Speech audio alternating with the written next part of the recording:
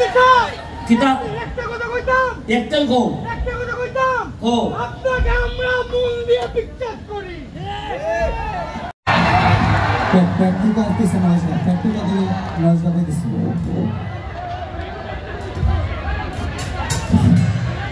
আচ্ছা শুনেন এই যে আজকে যারা গান করবেন তারা শুধু আপনার না আমারও পছন্দের শিল্পী আরিফিন রুমি তামান্না হক সাথী খান তারা আমারও পছন্দের শিল্পী আমি কিছু করলাম আমার তো বোন জামাই এই জন্য প্রশংসা করলে আপনারা বলবেন যে বোন জামার প্রশংসা করে মনে হয় তো আসলে কিছুদিন আগে আপনাদের কাছে ভোট চাইতে আইছিলাম তা আমরা তো ভোট চাইতে আসি আনন্দ দেওয়ার জন্য খুব কম সময় আসতে পারি গত কিছুদিন আগে ফুটবল খেলায় আসছিলাম আজকে আপনাদের জন্য গানের একটা প্রোগ্রাম আয়োজন করা হয়েছে আবার কিছুদিন পরে হয়তো কোনো ওয়াজের প্রোগ্রামে আসবো যাতে 5 বছরে একবারই আমরা আসবো আর বাকিটা সময় আপনাদের যে ডিমান্ড এই ডিমান্ড অনুযায়ী যেন আমরা চলতে পারি এই চিন্তাটা আমি সবসময় রাখি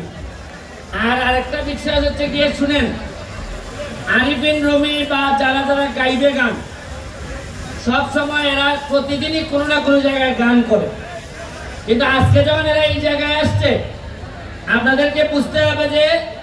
অনেক বেশি ক্যামেরা থাকবে আমাদের চারদিকে সারা বাংলাদেশের বিভিন্ন জায়গা থেকে খেয়াল করা হবে যে এই ধরনের আয়োজন আমরা সুন্দরভাবে শেষ করতে পারি কিনা সুতরাং আমাদের আচার আচরণ দ্বারা বাইরের মানুষ আমাদেরকে জাজ করবে আমি তো বলছি আপনাদেরকে যে আমি এমপি হওয়ার আগে বলছিলাম যে মাধবপুরকে আমি এমন ভাবে সাজাবো যে বাইরের মানুষ যেন আকাঙ্ক্ষা করে যে এই এলাকায় একটা বিয়ে বা সম্বন্ধ করা যায় কিনা এটার জন্য মানুষ আফসোস করবে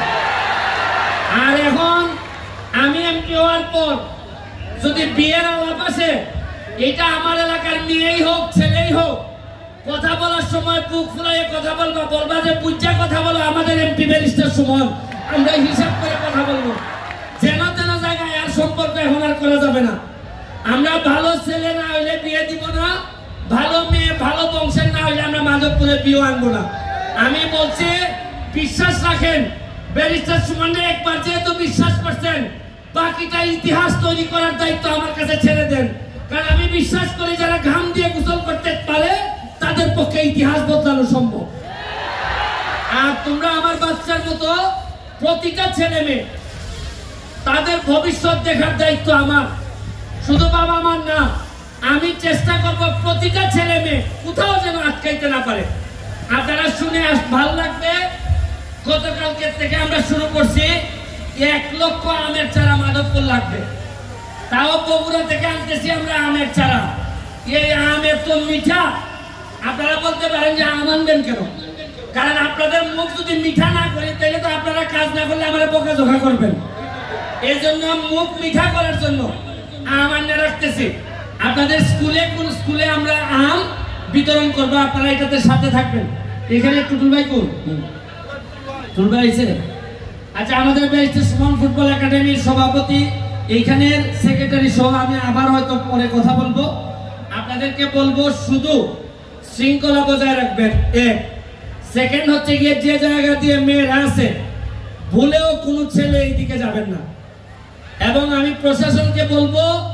এদেরকে হাইয়েস্ট সিকিউরিটি দিয়ে এরা থাকবে এখানে দেখবেন গান হবে স্বভাবতই কেউ না কেউ একটু নাচতে চাইবে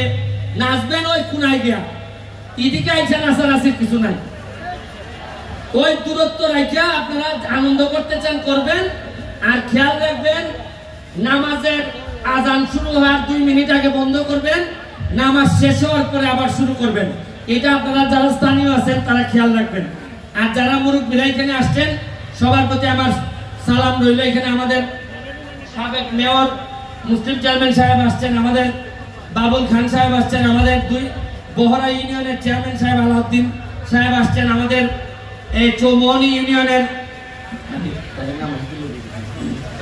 সেলিম চৌধুরী সাহেব আসছেন এখানে আমার ঢাকার থেকে একজন মেহমান আসছেন আমাদের এই পলাশ ভাই আছে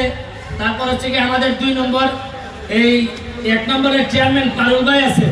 আমার কাউসার ভাই আছে, এখানে যারা মুরব্বীরা আছেন সবাই,